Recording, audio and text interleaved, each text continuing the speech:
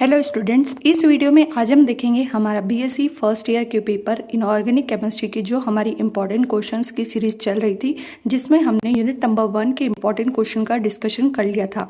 I hope वो question आपको clear हो गए होंगे। आज हम यूनिट नंबर 2 के इंपॉर्टेंट क्वेश्चंस का डिस्कशन करने वाले हैं। ये क्वेश्चन आपकी एग्जाम में जरूर हेल्प करेंगे, तो इन्हें आप एग्जाम के लिए जरूर रेडी कर लेना। फटाफट से देख लेते हैं यूनिट नंबर 2 के क्वेश्चन। फर्स्ट क्वेश्चन है, डाइबोरेन का विस्तार पूर्वक वर्णन कीजिए। या फिर ये क्वेश्चन इस तरह से भी पूछा जा सकता है, इलेक्ट्रॉन न्यून यौगिकों से आप क्या समझते हैं, बहुकेंद्रीय बंधन को एक उदाहरण द्वारा समझाइए। बहुत ही इंपॉर्टेंट क्वेश्चन है, एग्जाम में लॉन्ग क्वेश्चन में आता है। यहाँ पर आपको डाइबोरेन क्या होता है उसका विस्तार पूर्वक वर्णन करना है। या फिर ये इस तरह से भी पूछा जा सकता है, इलेक्ट्रॉन न्यून यौगिक क्या होते हैं, और इसके अंदर इलेक्ट्रॉन न्यून यौगिक के अंदर जो बहुकेंद्रीय बंधन होते हैं उसको हमें उदाहरण से समझाना है। तो ये जो बहुकेंद्रीय बंधन का उदाहरण है ये डाइबोरेन ही है। ठीक है, तो ये क्वेश्चन आपको रेडी कर लेना है। दूसरा क्वेश्चन है, संयोजकता आबंध सिद्धांत क्या है, इसके नियम लिखिए। यहाँ पर हमें संयोजकता आबंध सिद्धांत और उसके नियमों को लिखना है।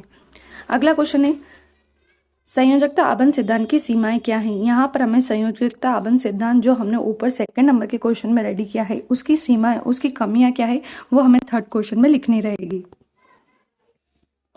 अगला क्वेश्चन है, अणुकक्षक सिद्धांत एमओटी क्या है, समझाइए। अणुकक्षक सिद्धांत भी एग्जाम में आ सकता है, जिसे इंग्लिश में हम एमओटी यानी मॉलिक्यूलर ऑर्बिटल थ्योरी कहते हैं।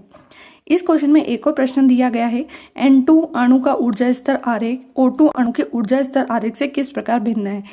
अब एमओटी यानी अणुकक्षक सिद्धांत जो होता है उसके आरेख बनते हैं, है ना।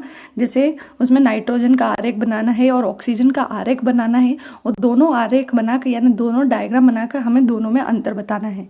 तो ये भी एक बहुत ही इंपॉर्टेंट क्वेश्चन है एग्जाम के लिए। अगला क्वेश्चन है, VSEPR यानी इसका फुल फॉर्म है संयोजकता कोश इलेक्ट्रॉन युग्म प्रतिकर्षण सिद्धांत को समझाइए। यहाँ पर भी एक सिद्धांत है, जिस तरह से हमने ऊपर बहुत सारे सिद्धांत देखे उसी तरह से VSEPR जिसका संयोजकता कोश इलेक्ट्रॉन युग्म प्रतिकर्षण सिद्धांत पूरा नाम है, ये आपको तैयार कर लेना है। अगला प्रश्न है, संकरण से आप क्या समझते हैं, उदाहरण देकर sp3 sp2 dsp3 संकरण को समझाइए। सबसे पहले परिभाषा लिखना है संकरण की, और उसके बाद इन तीनों संकरण को उदाहरण देकर समझाना है, यानी कोई सा भी एक उदाहरण लेना है और उसमें यह संकरण किस तरह से लगते हैं वो आपको समझाना रहेगा। अगला क्वेश्चन है, आबंध लंबाई और उसे प्रभावित करने वाले कारक लिखिए। यहाँ पर हमें आबंध लंबाई क्या होती है उसकी परिभाषा और साथ में उसको प्रभावित करने वाले कारक लिखने हैं। अगला क्वेश्चन है, H2O NH3 व SF4 की ज्यामिति को संकरण के द्वारा समझाइए। यहाँ पर भी जल यानी H2O में, NH3 यानी अमोनिया में, SF4 इन सभी के अंदर अलग अलग संकरण होता है। तो संकरण का उपयोग करके हमें इन उदाहरणों की ज्यामिति और उनके अंदर कौन से संकरण है उसे बताना है। अगला है, निम्न के संकरण को समझाइए। यहाँ पर बहुत सारे उदाहरण दे रखे हैं, जैसे BeCl2, BCl3, NH3, PCl5, SF6, IF7। इन सब के अंदर भी कौन सा संकरण है, उसकी किस तरह से वो डायग्राम बनता है, किस तरह से उनमें संकरण होता है, ये क्वेश्चन भी एग्जाम में आ सकता है।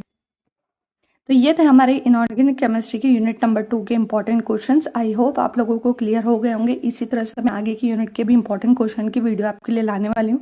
तो वीडियो पसंद आया तो लाइक करें, सब्सक्राइब करें, शेयर करना बिल्कुल भी ना भूलें, ताकि आने वाले इंपॉर्टेंट क्वेश्चंस की वीडियो आपको समय पर मिल सके। Thank you.